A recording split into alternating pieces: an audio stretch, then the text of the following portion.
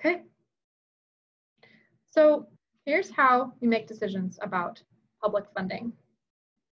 All funding decisions start and end with citizens. Since these are taxpayer dollars, we use a very fair and transparent process. We use citizen advisory panels that review and score each application according to the review criteria that I kind of alluded to earlier.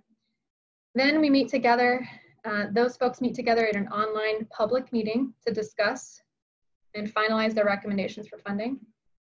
And the highest scores, the highest qualifying scores, go on to our Citizen Board of Commissioners for approval. And that's how the funding process works in a nutshell. In late October, each application will be reviewed and scored by a conflict-free panel of arts and environmental or cultural history professionals or artists with site-specific experience. They are trained on how to review each application fairly and on what application criteria mean. They meet together online to discuss, and I will send you the date, time, and instructions for joining the meeting as soon as that information is finalized. It is through Zoom, just like we're meeting today. These conversations are recorded, the public panel meetings, and made available to you after the meeting, but you can sign in real time to listen, but there's no provision for public comment in these public panel meetings, so your attendance in them is for observation only. The evaluation criteria is exactly what we use to prioritize applications. So applications will be scored on a 100-point scale by this panel. The scores will be included as part of a funding formula to assist with the allocation of grant awards. Applications with a score of 75 or higher are eligible for funding. Evaluation criteria details are embedded in the online application and are explained in depth on page 6 of the guidelines, which are on our website and linked within the application form. Information submitted in the application will be reviewed according to these criteria, and remember that all proposals are considered a public document and subject to public information request unless it's marked confidential in the form, like your information on if you apply in the access category.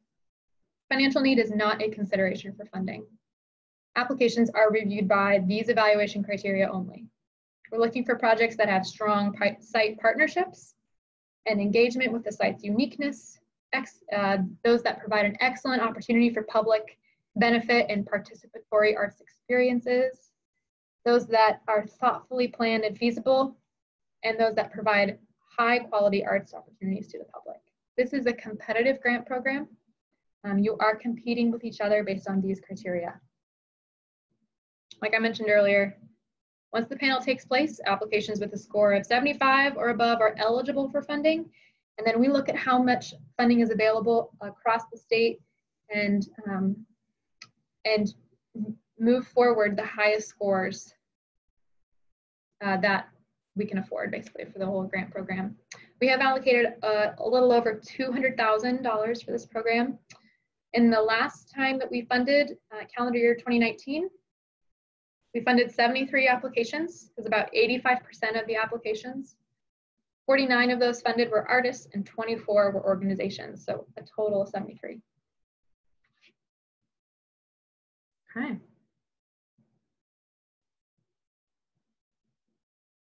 Some of the questions, is there a maximum funding or is it by activity? You can request up to $3,000 for whatever it is that you propose, but again, consider some of these criteria.